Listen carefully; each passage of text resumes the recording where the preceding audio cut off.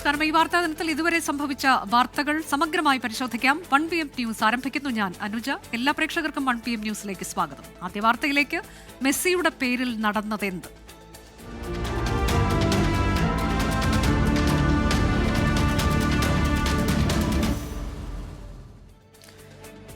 Lionel മെസ്സിയെയും Argentina ടീമിനെയും കേരളത്തിലേക്ക് കൊണ്ടുവരുമെന്ന് പറഞ്ഞുള്ള തട്ടിപ്പിലും ചട്ടലംഘനത്തിലും കഴിഞ്ഞ LDF സർക്കാർ ഇടപെട്ടതിന്റെ കൂടുതൽ തെളിവുകൾ പുറത്തുവിട്ട് 24. സ്പോൺസർക്കുള്ള പിഴ ഒഴിവാക്കാൻ ഇടപെടൽ ആവശ്യപ്പെട്ട് അന്നത്തെ കായിക വകുപ്പ് സെക്രട്ടറി അർജന്റീനയിലെ ഇന്ത്യൻ അംബാസിഡർക്ക് അയച്ച കത്താണ് പുറത്തുവന്നത്. ചർച്ചകൾക്കായി സർക്കാർ 13 ലക്ഷം രൂപ ചെലവഴിച്ചെന്ന് വ്യക്തമാക്കുന്ന നിയമസഭാ രേഖകൾ സർക്കാർ ഖജനാവിന് നഷ്ടമില്ലെന്ന മുൻമന്ത്രി വി അബ്ദുറഹ്മാന്റെ വാദം തെറ്റെന്ന് തെളിയിക്കുന്നു. സംസ്ഥാന സർക്കാരിന് ചില്ലിക്കാശ് നഷ്ടമുണ്ടായില്ലെന്നും വ്യാജ ഇടപാടിൽ സർക്കാർ ചട്ടവിരുദ്ധമായി ഇടപെട്ടില്ലെന്നുമായിരുന്നു കായിക വകുപ്പ് റിപ്പോർട്ടിലെ ഞെട്ടിക്കുന്ന വിവരങ്ങൾ പുറത്തുവന്ന ശേഷമുള്ള മുൻമന്ത്രി വി അബ്ദുറഹ്മാന്റെയും സ്പോൺസറുടെയും പ്രതികരണം. സർവ്വതും പച്ചക്കള്ളമെന്ന് ഈ രേഖകൾ തെളിയിക്കുന്നു. കഴിഞ്ഞ വർഷം ജൂലൈ 7-ന് അന്നത്തെ കായിക വകുപ്പ് സെക്രട്ടറി അർജന്റീനയിലെ ഇന്ത്യൻ അംബാസഡർക്ക് അയച്ച കത്താണിത്. സ്പോൺസർ ഫീസ് അടയ്ക്കാൻ വൈകിയതിന് AFA ഈടാക്കി നഷ്ടപരിഹാരം ഒഴിവാക്കണമെന്നും അംബാസഡർ അടിയന്തരമായി ഇടപെടണമെന്നുമാണ് കത്തിൽ ആവശ്യപ്പെട്ടത്. സ്പോൺസർക്ക് നഷ്ടമുണ്ടാകാതിരിക്കാൻ സർക്കാർ നയതന്ത്ര ഇടപെടൽ പോലും നടത്തിയെന്ന് വ്യക്തം. അടുത്തത് ഇക്കാണുന്ന നിയമസഭാ രേഖയാണ്. നജീബ് കാന്തപുരം MLAയുടെ ചോദ്യത്തിന് നിയമസഭയിൽ വി അബ്ദുറഹ്മാൻ നൽകിയ മറുപടി. സ്പെയിൻ സന്ദർശനവും ചർച്ചകൾക്കുമായി 13,434 രൂപ ചിലവഴിച്ചുവെന്ന് മുൻ മന്ത്രി തന്നെ സമ്മതിക്കുന്നു. കലൂർ സ്റ്റേഡിയം കൈമാറ്റത്തിൽ മിനിമം ഗ്യാരണ്ടി ലൈസൻസ് തുക റവന്യൂ ഷെയറിംഗ് എന്നതിൽ കരാറില്ലെന്ന് കായിക വകുപ്പ് റിപ്പോർട്ടിൽ പറയുന്നു. മുൻ മുഖ്യമന്ത്രി പിണറായി വിജയന്റെ അധ്യക്ഷതയിൽ ചേർന്ന യോഗമാണ് സ്റ്റേഡിയം കൈമാറാൻ നിർദ്ദേശിച്ചതെന്നും കണ്ടെത്തലുണ്ട്. മന്ത്രിസഭാ യോഗത്തിൽ ചർച്ച ചെയ്തില്ല. ധനവകുപ്പിനോട് കൂടിയാലോചന നടത്തിയില്ല. 5 കോടി രൂപ ഡെപ്പോസിറ്റ് ഒഴിവാക്കി നൽകിയെന്നും കുടിശ്ശിക തുക റിപ്പോർട്ടർ ബ്രോഡ്കാസ്റ്റിംഗ് കമ്പനിയിൽ നിന്ന് തിരിച്ചുപിടിക്കണമെന്നും റിപ്പോർട്ടിൽ പറയുന്നു. 24 തിരുവനന്തപുരം. ലിയോണൽ മെസ്സിയുടെ സന്ദർശനത്തിന്റെ പേരിൽ നടന്ന കള്ളപ്പണ ഇടപാടിൽ അടക്കം വിശദമായ അന്വേഷണം നടത്തുമെന്ന് മുഖ്യമന്ത്രി VD സതീശൻ. ഏത് തരത്തിലുള്ള അന്വേഷണം വേണമെന്ന് ആലോചിച്ചു വരികയാണെന്ന് സംസ്ഥാന മന്ത്രിസഭാ യോഗത്തിന് ശേഷം മുഖ്യമന്ത്രി അറിയിച്ചു. GST വെട്ടിപ്പ് നടന്നതായി മുഖ്യമന്ത്രി സ്ഥിരീകരിച്ചു. മെസ്സിയെ കേരളത്തിൽ കൊണ്ടുവരുന്നതിന്റെ പേരിൽ നടന്ന ക്രമക്കേടുകൾ സംബന്ധിച്ച കായിക വകുപ്പിന് റിപ്പോർട്ട് ലഭിച്ചതായി സ്ഥിരീകരിച്ചുകൊണ്ടാണ് മുഖ്യമന്ത്രി വിശദ അന്വേഷണം സംബന്ധിച്ച് സൂചന നൽകിയത്. ഗുരുതരമായ ക്രമക്കേടുകളാണ് കണ്ടെത്തിയിട്ടുള്ളതെന്നും മുഖ്യമന്ത്രി സ്ഥിരീകരിച്ചു. പ്രാഥമികമായി സംസ്ഥാന ഗവൺമെൻറ് അന്വേഷിച്ച് അത് കേന്ദ്ര ഏജൻസികൾ അന്വേഷിക്കേണ്ട ആവശ്യമുണ്ട് എന്ന് നമുക്ക് തോന്നുമ്പോഴാണല്ലോ നമ്മൾ അങ്ങോട്ട് റെഫർ ചെയ്യണത്. പ്രാഥമികമായ പരിശോധനകൾ പൂർത്തിയാക്കിയിട്ടാണ് ഏത് തരത്തിലുള്ള അന്വേഷണം വേണമെന്ന് തീരുമാനിക്കുന്നത്. അത് ഈ പറയുന്നത് പോലെ FCRI ആക്ടിൻ്റെ വയലേഷനോ അങ്ങനെ എന്തെങ്കിലും സംഭവങ്ങൾ ഉണ്ടെങ്കിൽ അപ്പോൾ ആലോചിക്കും. ഇപ്പോൾ നമ്മൾ ഇത് പരിശോധിച്ചുകൊണ്ടാണ്. അപ്പോൾ ഉചിതമായൊരു അന്വേഷണം വേണം എന്നുള്ളൊരു അഭിപ്രായത്തിലേക്കാണ് എത്തുന്നത്. അത് ഏത് തരത്തിലുള്ള അന്വേഷണം വേണമെന്ന് അടുത്ത ദിവസങ്ങൾ പ്രഖ്യാപിക്കും.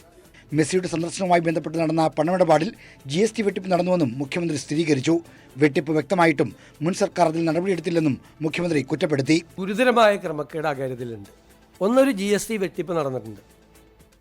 2 ആ വെട്ടിപ്പ് നടത്തിയത് കഴിഞ്ഞ ഗവൺമെൻറ്റിൻ്റെ കാലത്ത് തന്നെ കണ്ടുപിടിച്ച് നോട്ടീസ് കൊടുത്തിട്ടുണ്ട്. പക്ഷേ പിന്നീട് അതിൻ്റെ അകത്ത് അത് മരവിപ്പിക്കപ്പെട്ട പോലെ അന്വേഷണം മരവിക്കപ്പെട്ടതുപോലെയുള്ള ഒരു സ്ഥിതി പിന്നീടുള്ള 7 മാസം ഉണ്ടായിട്ടുണ്ട്. അതടക്കമുള്ള കാര്യങ്ങൾ പരിശോധിച്ചുകൊണ്ട് സർക്കാരിന് നഷ്ടപ്പെട്ട തുക ഈടാക്കുന്നതിന് വേണ്ടിയിട്ടുള്ള നടപടികൾ സ്വീകരിക്കും.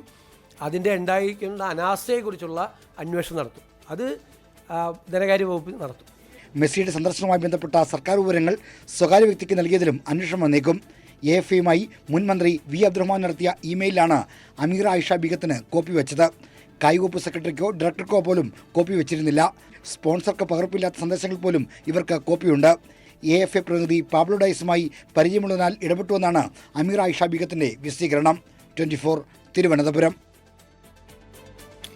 MDMA കേസിൽ അറസ്റ്റിലായ 2 പ്രതികളെ തനിക്കറിയാമെന്ന് മുഖ്യമന്ത്രി VD സതീശൻ. മുഹമ്മദ് ഹുസൈൻ യൂത്ത് കോൺഗ്രസ് പ്രവർത്തകനാണ്. നവകേരള സദസ്സിനിടെ മർദ്ദനമേറ്റ മുഹമ്മദ് ഹുസൈനെ ഫോണിൽ വിളിച്ച് ആശ്വസിപ്പിച്ചിരുന്നു. എന്നാൽ പ്രതി തന്റെ സോഷ്യൽ മീഡിയ ടീമിലെ ആളല്ല എന്ന് മുഖ്യമന്ത്രി പറഞ്ഞു. ഈ അറസ്റ്റ് ചെയ്യപ്പെട്ട 2 പേരെ എനിക്ക് നേരിട്ട് അറിയാം. മുഹമ്മദ് ഹുസൈനെ, അബ്ദുൽ സലാമിനെ എനിക്ക് നേരിട്ട് അറിയാം. അതിൽ മുഹമ്മദ് ഹുസൈൻ അവിടുത്തെ ഒരു യൂത്ത് കോൺഗ്രസ് പ്രവർത്തകനായിരുന്നു. ഞാൻ ആദ്യമായിട്ട് അദ്ദേഹത്തിനെ ഫോണിൽ വിളിക്കുന്നത് നവകേരള സദസ്സുമായിട്ട് അദ്ദേഹത്തിന് പെരുമ്പാവൂരിൽ കുറുപ്പമ്പടി MGM സ്കൂളിന്റെ മുമ്പിൽ വെച്ച് ക്രൂരമായ ലാത്തിച്ചാർജിൽ പരിക്കേറ്റു. പരിക്കേറ്റ അദ്ദേഹം കിടക്കുന്ന സമയത്താണ് ഞാനന്ന് പരിക്കേറ്റ ആ നവകേരള സദസ്സ് നടക്കുമ്പോൾ എല്ലാ സ്ഥലത്തും ലാത്തിചാർജും ആണ്. അപ്പൊ ഇദ്ദേഹത്തെ ഫോണിൽ വിളിച്ചു, ആശ്വസിപ്പിച്ചു. അപ്പൊ ഞാൻ ആശ്വസിപ്പിച്ച കൂട്ടത്തിൽ എപ്പോഴെങ്കിലും ഞാനൊന്ന് വീട്ടിൽ വരാം എന്ന് പറഞ്ഞു. സാധാരണ പറയാറുണ്ട്, പറ്റാവുന്ന സ്ഥലത്ത് പോവാറുണ്ട്. ഞാൻ ഇദ്ദേഹമുള്ള ആ വെങ്ങോല പഞ്ചായത്തിൽ ഒരു പരിപാടിക്ക് പോയി കഴിഞ്ഞപ്പോൾ MLA-യോടും അവിടുത്തെ പാർട്ടി ഭാരവാഹികളോടും ഒപ്പം അവരെല്ലാം കൂടി പറഞ്ഞു ഒന്ന് പോകണം, സാറ് വാക്ക് കൊടുത്തിട്ടുള്ളതാണെന്ന് പറഞ്ഞാൽ ആ വീട്ടിൽ പോയി ഇദ്ദേഹത്തെ കണ്ടതിന് ഫോട്ടോസൊക്കെ ഉണ്ട്. അവിടുത്തെ പാർട്ടിക്കാർക്കോ പബ്ലിക്കിനോ ഇതൊന്നും അറിയില്ലല്ലോ ഇദ്ദേഹത്തിന് ഇങ്ങനത്തെ ഒരു സംഭവം ഉണ്ടെന്ന്. ഇപ്പോൾ അറസ്റ്റ് ചെയ്യപ്പെട്ടപ്പോഴാണ് നമ്മൾ അറിയുന്നത്. അത് എന്റെ സോഷ്യൽ മീഡിയ ടീമിലൊന്നുമില്ല.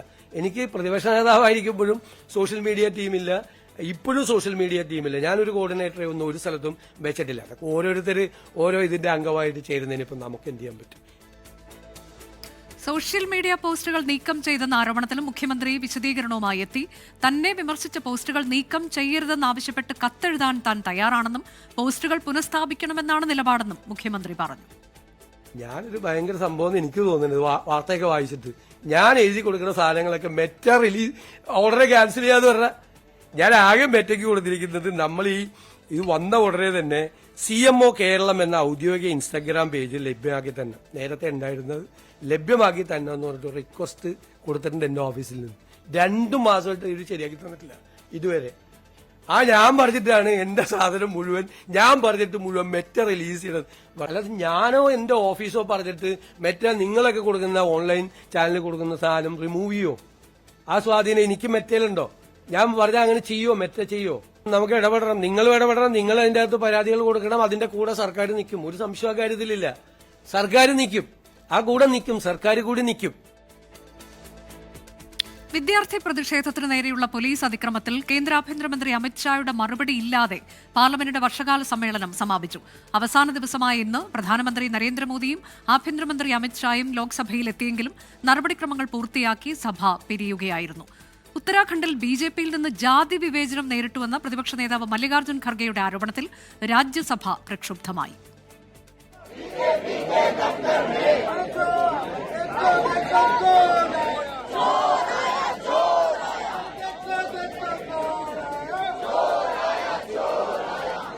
പ്രതിപക്ഷ പ്രതിഷേധങ്ങൾക്കും നാടകീയതകൾക്കുമൊടുവിൽ പാർലമെന്റ് വർഷകാല സമ്മേളനം അനിശ്ചിതകാലത്തേക്ക് പിരിഞ്ഞു. ആഭ്യന്തരമന്ത്രി അമിത്ഷാ സമ്മേളനത്തിന്റെ അവസാന ദിനം ലോക്സഭയിലെത്തിയെങ്കിലും വിദ്യാർത്ഥികൾക്കെതിരായ പോലീസ് നടപടിയിൽ പ്രതികരിച്ചില്ല. വന്ദേമാതരം പൂർണ്ണമായി ആലപിച്ച ശേഷം സഭ പിരിഞ്ഞു.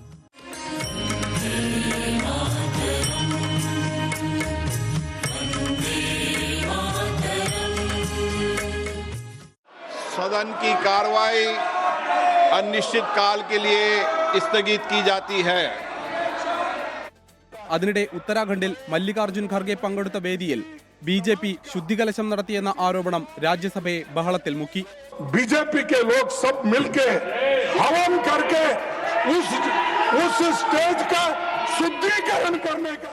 ഖർഗെക്കെതിരായ വിവേചനം അംഗീകരിക്കില്ലെന്ന കേന്ദ്ര ആരോഗ്യമന്ത്രി JP നഡ്ഡയും രാജ്യസഭാ അധ്യക്ഷൻ CP രാധാകൃഷ്ണനും വ്യക്തമാക്കി.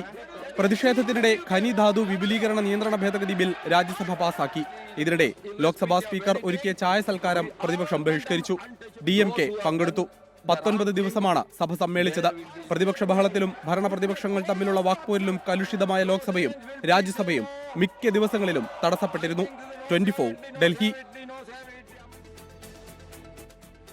സംസ്ഥാനത്ത് വന്ദേമാതരം പൂർണ്ണമായി ആലപിക്കില്ല എന്ന സൂചന നൽകി മുഖ്യമന്ത്രി VD സതീശൻ. വിഷയത്തിൽ UDF-ന് കൃത്യമായ നിലപാടുണ്ട്. അതേസമയം വന്ദേമാതരവുമായി ബന്ധപ്പെട്ട് കേന്ദ്രത്തിൽ നിന്ന് ലഭിച്ച കത്ത് ഫോർവേഡ് ചെയ്യുകയാണ് ചീഫ് സെക്രട്ടറി ചെയ്തത് എന്നതാണ് മുഖ്യമന്ത്രിയുടെ ന്യായീകരണം. ചീഫ് സെക്രട്ടറിക്ക് ഡൽഹിയിൽ നിന്ന് അയച്ച കത്ത് ചീഫ് സെക്രട്ടറി LSCD സെക്രട്ടറിക്ക് ഫോർവേഡ് ചെയ്തു. അത്രയല്ല, ഫോർവേഡ് ചെയ്തു. ചീഫ് സെക്രട്ടറിയുടെ ജോലിയാണത്. ഫോർവേഡ് ചെയ്തു. സ്റ്റേറ്റ് ഗവൺമെന്റ് എന്നായല്ലോ പറഞ്ഞിരിക്കുന്നത്. അവിടെ അയച്ച ഹർത്തിരംഗയായിട്ട് ബന്ധപ്പെട്ട ആ പരിപാടിയിൽ സ്വാതന്ത്ര്യദിനവുമായിട്ട് ബന്ധപ്പെട്ട കാര്യങ്ങൾ സർക്കാരാണ് തീരുമാനിക്കുന്നത്. സർക്കാരിന് അതിൻ്റെ അകത്തൊരു കൃത്യമായ നയമുണ്ട്. UDF-ന് അത് സംബന്ധിച്ച ഒരു കൃത്യമായ നയമുണ്ട്. അത് നിങ്ങൾ ഓഗസ്റ്റ് 15 ഇനി അധികം ദിവസമില്ലല്ലോ, അപ്പോൾ മനസ്സിലാവും. ഫ്രീഡം ക്വിസ് വിവാദത്തിൽ കാസർകോട്ടെ അധ്യാപകന്റെ സസ്പെൻഷന് സ്റ്റേ ഇല്ല. സസ്പെൻഡ് ചെയ്തതിൽ കൃത്യമായ കാരണം വിശദീകരിക്കാൻ സംസ്ഥാന സർക്കാരിന് ഹൈക്കോടതി നിർദ്ദേശം നൽകി. അച്ചടക്ക നടപടിയെടുക്കാൻ സർക്കാരിന് അധികാരമുണ്ട്, എന്നാൽ സസ്പെൻഷൻ ശിക്ഷാ നടപടിയല്ലേ എന്ന് കോടതി ചോദിച്ചു. അച്ചടക്ക നടപടിയുടെ ഭാഗമായാണ് സസ്പെൻഷൻ എന്നാണ് സർക്കാരിന്റെ മറുപടി. സസ്പെൻഷൻ റദ്ദാക്കണമെന്ന അധ്യാപകന്റെ ഹർജി തിങ്കളാഴ്ച പരിഗണിക്കും. NSS general secretary G Sukumaran നായരെ വെല്ലുവിളിച്ചും ആരോപണം ഉന്നയിച്ചും മുൻമന്ത്രി KB ഗണേഷ് കുമാർ പദവി ഉപയോഗിച്ച് കുടുംബത്തിലെ 43 പേർക്ക് ജി സുകുമാരൻ നായർ ജോലി നൽകി. തനിക്കെതിരായ ആരോപണം തുടർന്നാൽ തെളിവ് സഹിതം ഇക്കാര്യങ്ങൾ പുറത്തുവിടും. സുകുമാരൻ നായർക്കെതിരെ കേസ് കൊടുക്കില്ല, കാണിക്കുന്ന മര്യാദകേട് ജനമധ്യത്തിൽ പറയുമെന്നും KB ഗണേഷ് കുമാർ പറഞ്ഞു. ഞാൻ പറഞ്ഞല്ലോ 43 പേർക്ക് ജോലി കൊടുത്തു എന്ന് ദേവദാരുവിലെ ഇത്തിൽ കണ്ണികൾ എന്ന പുസ്തകത്തിൽ പറയുന്നുണ്ട്. അത് കൃത്യമായ എവിഡൻസോടുകൂടിയാണ് പറയുന്നത്. 43 അല്ല 44 അദ്ദേഹം ഇന്നലെ നിങ്ങളോട് പറഞ്ഞത് ബന്ധുക്കൾക്ക് കൊടുക്കുന്നല്ലേ പറയുന്നത്. ഞാൻ മക്കൾക്കൊന്നും കൊടുത്തില്ല. കൊച്ചുമോന് 2 മാസം മുമ്പ് ലാബ് അസിസ്റ്റൻ്റായിട്ട് +2 ജോലി കൊടുക്കുന്നുണ്ട്. കൊച്ചുമോന് മകളുടെ മകന്. പിന്നെ ധനലക്ഷ്മി ബാങ്കിൽ നിന്ന് എന്തിനു പൈസ എടുത്ത് മാറ്റി, എന്തിനു തിരിച്ചിട്ടു, നമ്മൾ ചിന്തിക്കണം. അതുപോലെ ഇനി പറയാനുള്ളത് ജനങ്ങളോട് പറയും, ജനകീയ കോടതിയിൽ പറയും. ജനങ്ങൾ അത് ശരിയോ എന്ന്, ഞാൻ പറയുന്ന കാര്യങ്ങൾ ശരിയോ എന്ന് ജനങ്ങൾ ചിന്തിക്കുക. ഏതായാലും കേസ് കൊടുത്ത്, ഞാൻ കേസ് കൊടുത്ത് എൻ്റെ കയ്യിൽ നിന്ന് പൈസ കൊടുക്കണം. സുകുമാരൻ നായർ NSS നിന്ന് എടുത്ത് പൈസ കൊടുക്കും. ഇത് അനീതി ചെയ്യുന്നവർ പിടിക്കപ്പെടണം. അതുകൊണ്ട് കേസ് കൊടുക്കുന്ന പ്രശ്നമില്ല. കാരണം കേസ് കെട്ട് പാടില്ല എന്ന് മന്നത്ത് ആചാര്യം പറഞ്ഞിട്ടുണ്ട്. കേസ് കൊടുത്താൽ NSSൻ്റെ പണമാണ് നഷ്ടപ്പെടുന്നത്. ഇപ്പോൾ ഞാൻ അധ്വാനിച്ചുണ്ടാക്കിയ പൈസ ഞാൻ വക്കീലിന് കൊടുക്കുന്നതിന് എനിക്ക് വിഷമമില്ല ആ പോരാട്ടത്തിന്. പക്ഷേ ഇദ്ദേഹം ഇത് ഓസിനടിക്കും. കടലിൽ കാണാതാകുന്ന മത്സ്യത്തൊഴിലാളികളുടെ രക്ഷാപ്രവർത്തനത്തിന് സ്ഥിരം സംവിധാനമുണ്ടാക്കുമെന്ന് മുഖ്യമന്ത്രി VD സതീശൻ. മുതലപ്പുഴയിൽ അടിയന്തരമായി ചെയ്യേണ്ടത് ഉടൻ തീരുമാനിക്കുമെന്നും മുഖ്യമന്ത്രി പറഞ്ഞു. തിരുവനന്തപുരത്തും കൊല്ലത്തും കാണാതായ മത്സ്യത്തൊഴിലാളികൾക്കായുള്ള തിരച്ചിൽ തുടരുകയാണ്. മത്സ്യത്തൊഴിലാളികളെ കടലിൽ കാണാതാകുന്ന സംഭവം ആവർത്തിക്കുന്നതിനിടയിലാണ് രക്ഷാപ്രവർത്തനത്തിലടക്കം സ്ഥിരം സംവിധാനം ഏർപ്പെടുത്താൻ സർക്കാർ തീരുമാനിച്ചത്. അപകട സാധ്യത കൂടിയ മുതലപ്പുഴ അടക്കമുള്ള മേഖലകളിൽ സ്ഥിരം സംവിധാനം നടപ്പാക്കുമെന്ന് മുഖ്യമന്ത്രി. അത് നമുക്കൊരു സ്റ്റാൻഡേർഡ് ഓപ്പറേറ്റിംഗ് പ്രൊസീജിയർ വേണം. യഥാർത്ഥത്തിൽ ഇപ്പോൾ ഉള്ളത് പര്യാപ്തമല്ല. കുറച്ചുകൂടി ഫലപ്രദമായി, കുറച്ചുകൂടി ഇന്നത്തെ സാഹചര്യങ്ങളെല്ലാം പരിഗണിച്ചുകൊണ്ട് വളരെ പെട്ടെന്ന് തന്നെ അത് തയ്യാറാക്കാൻ വേണ്ടിയിട്ട് ഫിഷറീസ് ഡിപ്പാർട്ട്മെൻറ്റ് നിർദ്ദേശം കൊടുത്തിട്ടുണ്ട്. അത് ബാക്കി വിദഗ്ധരുമായിട്ട് കൂടി ആലോചിച്ച് ഏറ്റവും പെട്ടെന്ന് തന്നെ ഒരു സ്റ്റാൻഡേർഡ് ഓപ്പറേറ്റീവ് പ്രൊസീജിയർ, ഒരാളെ കാണാതായി കഴിഞ്ഞാൽ, കടലിൽ കാണാതായി കഴിഞ്ഞാൽ അയാളെ രക്ഷപ്പെടുന്നതിന് വേണ്ടിയിട്ടുള്ള ഓരോ മിനിറ്റ് വെച്ചിട്ടുള്ള കാര്യങ്ങൾ അനുസരിച്ചിട്ടുള്ള സംഭവങ്ങൾ തീർച്ചയായിട്ടും അത് ചെയ്യും.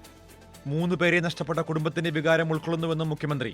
വിഴിഞ്ഞം, മുതലപ്പുഴ എന്നിവിടങ്ങളിൽ കടലിൽ കാണാതായ ജോൺ, ഷിജിൻ എന്നിവർക്കായും നീണ്ടകരയിൽ നിന്ന് കാണാതായ ഗൗതമനായും തെരച്ചിൽ 13ാം ദിവസവും പുരോഗമിക്കുകയാണ്. പ്രാദേശിക മത്സ്യത്തൊഴിലാളികളോടൊപ്പം ഫിഷറീസ് വകുപ്പിന്റെയും കോസ്റ്റൽ പോലീസിന്റെയും അംഗങ്ങളാണ് തെരച്ചിൽ നടത്തുന്നത്. സ്കൂബ ടീമും നാവികസേന കപ്പലും എത്തി തെരച്ചിൽ നടത്തിയിട്ടും കണ്ടെത്താനാകാത്തതിൽ കുടുംബങ്ങൾക്കും ആശങ്കയുണ്ട്. ഈ സാഹചര്യത്തിലാണ് ഇനിയും അപകടങ്ങൾ ആവർത്തിക്കാതിരിക്കാൻ മേഖലയിലെ സുരക്ഷ ശക്തമാക്കുന്നത്. 24 തിരുവനന്തപുരം. ഏറ്റവും പുതിയൊരു കാലാവസ്ഥാ മുന്നറിയിപ്പ് ഇപ്പോൾ വരുന്നുണ്ട്. സംസ്ഥാനത്ത് മഴയുടെ ശക്തി വരും ദിവസങ്ങളിൽ വർദ്ധിക്കും. ഇന്ന് 8 ജില്ലകളിൽ മഴ മുന്നറിയിപ്പുണ്ട്. യെല്ലോ മുന്നറിയിപ്പാണുള്ളത്. ഒറ്റപ്പെട്ട ശക്തമായ മഴയ്ക്ക് സാധ്യതയുണ്ട്. കാസർഗോഡ്, കണ്ണൂർ, കോഴിക്കോട്, വയനാട്, എറണാകുളം, ഇടുക്കി, കോട്ടയം, പത്തനംതിട്ട ജില്ലകളിലാണ് യെല്ലോ മുന്നറിയിപ്പുള്ളത്. ബാക്കി ജില്ലകളിൽ മഴ മുന്നറിയിപ്പില്ല. നാളെ മധ്യ കേരളത്തിൽ മഴ ശക്തമാകും എന്ന മുന്നറിയിപ്പ് കൂടിയുണ്ട്. ഏറ്റവും പുതിയ കാലാവസ്ഥാ മുന്നറിയിപ്പിന്റെ വിശദാംശങ്ങളാണ് ഇത്.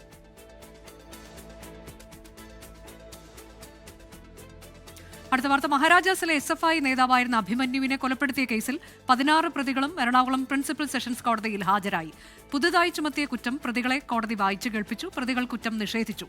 പരുക്കേൽപ്പിക്കണമെന്ന ഉദ്ദേശ്യത്തോടെ മനഃപൂർവ്വം ഉപദ്രവിച്ചു എന്ന കുറ്റം കൂടിയാണ് ചുമത്തിയിരുന്നത്. കേസ് 17-ാം തീയതി വീണ്ടും പരിഗണിക്കും. അന്ന് സാക്ഷി വിസ്താര തീയതി തീരുമാനിക്കും.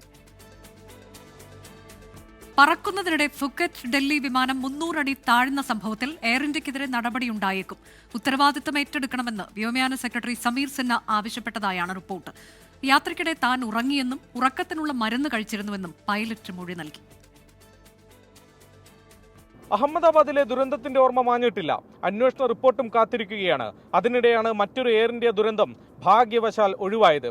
ലാൻഡിങ്ങിന് ശേഷം നടത്തിയ പരിശോധനയിൽ വിമാനത്തിന്റെ ഹൈഡ്രോളിക് സംവിധാനങ്ങൾക്കടക്കം തകരാറുണ്ടെന്ന് കണ്ടെത്തിയിരുന്നു. ഓട്ടോ പൈലറ്റ് സംവിധാനത്തിലും പ്രശ്നങ്ങൾ കാണിച്ചിരുന്നു. മറുവശത്ത് ക്യാപ്റ്റനും ഇപ്പോൾ സംശയ നിഴലിലാണ്. ലാൻഡിങ്ങിന് പിന്നാലെ നടത്തിയ ലഹരിമരുന്ന് പരിശോധനയിൽ ക്യാപ്റ്റൻ പരാജയപ്പെട്ടു. കഞ്ചാവ് ഉപയോഗിച്ചോ എന്നാണ് സംശയം. എന്നാൽ തനിക്ക് ആരോഗ്യ പ്രശ്നങ്ങൾ ഉണ്ടായിരുന്നുവെന്നും അതുകൊണ്ട് ഉറക്കം വരാനുള്ള മരുന്ന് കഴിച്ചിരുന്നെന്നുമാണ് ക്യാപ്റ്റൻ മൊഴി നൽകിയത്. ഇതാണ് ലഹരിയായി കണ്ടെത്തിയതെന്നാണ് വാദം. യാത്രക്കിടെ അരമണിക്കൂറോളം ഉറങ്ങി. ശുചിമുറിയിൽ പോയി വന്ന ശേഷം സഹ പൈലറ്റിന്റെ പുറകിൽ നിൽക്കുമ്പോഴാണ് വിമാനം താഴ്ന്നതെന്ന് പൈലറ്റ് മൊഴി നൽകി. വീഴ്ച ആരുടേതാണെങ്കിലും കർശന നടപടി വേണമെന്നും ഉത്തരവാദിത്തത്തിൽ നിന്ന് ഒളിച്ചോടരുതെന്നും എയർ ഇന്ത്യയോട് വ്യോമയാന സെക്രട്ടറി ആവശ്യപ്പെട്ടു. ലഹരി പരിശോധനാ ചട്ടങ്ങൾ കർശനമാക്കണമെന്ന് DGCAയ്ക്കും നിർദ്ദേശമുണ്ട്. 24 മുംബൈ. ഇതോടെ 1 PM ന്യൂസ് അവസാനിക്കുകയാണ്. ലോകത്തെവിടെയായാലും ഏത് സമയത്തും 24 വാർത്തകളും ഓഗ്മെന്റഡ് റിയാലിറ്റി പാക്കേജുകളും എക്സ്പ്ലെയിനറുകളും വിശദമായി കാണാൻ ഞങ്ങളുടെ YouTube ചാനൽ നിങ്ങൾക്ക് സബ്സ്ക്രൈബ് ചെയ്യാം.